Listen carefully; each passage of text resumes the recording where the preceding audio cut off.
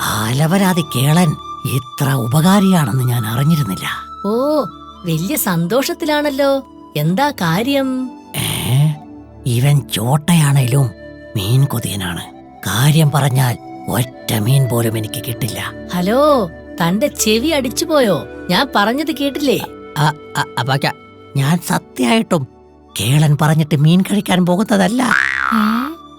ഇവൻ എന്തൊക്കെയാ പറയുന്നത്? എന്തോ പന്തികേട് തോന്നുന്നുണ്ടല്ലോ. എങ്കിൽ ഞാൻ പോട്ടെ.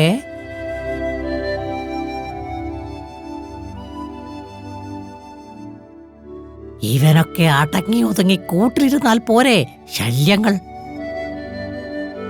അവനെ ഞാൻ ഈ തെങ്ങിൻ ചുവട്ടിലെത്തിക്കും. റെഡി 1 2 3 സ്റ്റാർട്ട് എന്ന് പറയുമ്പോ നീ തേങ്ങയുടെ ഞെട്ട് പൊട്ടിക്കണം. അവന്റെ പൊങ്ങച്ചെന്നിറഞ്ഞ തല കുറച്ച് റെസ്റ്റ് എടുക്കട്ടെ.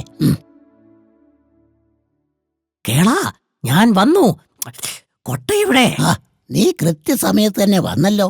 കുറെ പറഞ്ഞതല്ലേ, കുറച്ചു സമയം നമുക്ക് ആ തെങ്ങിൻ ചുവട്ടിൽ വിശ്രമിക്കാം. വിശ്രമമൊക്കെ 1-2 മീൻ അകത്താക്കിയിട്ട് പോരെ? ആദ്യം വിശ്രമം, പിന്നെ കാര്യങ്ങളൊക്കെ ഒത്തുവന്നാൽ നിനക്ക് കുറേ കാലം റെസ്റ്റ് എടുക്കാമല്ലോ. എന്തായാലും കുറച്ച് വിശ്രമിക്കാം. കാര്യം കാണാൻ കഴുതകൾ പറയുന്നത് അനുസരിക്കണമല്ലോ.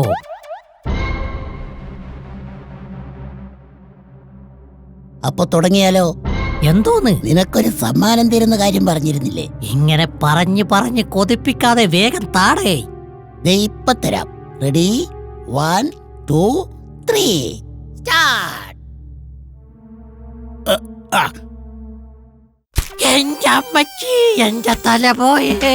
അയ്യോ, അല്ല, തെങ്ങ് ചതക്കില്ലാന്നല്ലേ ആ പഴഞ്ചൊല്ലി? തെങ്ങ് കേട്ടിട്ടില്ലേ? അതിന് തെങ്ങല്ല ചതിച്ചത്, ഞാനാണ്. നീയോ? അതേടാ, എല്ലാം ഈ കേളന്റെ ഐഡിയ ആയിരുന്നു. നിന്റെ അഹങ്കാരത്തിനുള്ള ചെറിയൊരു ശിക്ഷയായി കണക്കാക്കിയ മതി. മനസ്സിലായോ? അപ്പൊ കൊട്ടയിലെ മീൻ നിനക്ക് മീൻ സമ്മാനമായി തരാൻ ഞാൻ പൊട്ടനല്ല. ആഞ്ഞ കൊടുത്താലും കേള ആശ കൊടുക്കാമോ?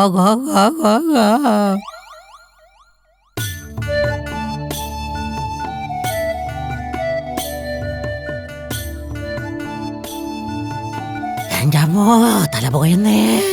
എടാ കേള, ഇതിന് പകരം ചോദിച്ചില്ലെങ്കിൽ ഞാൻ കൊക്കല്ലടാ.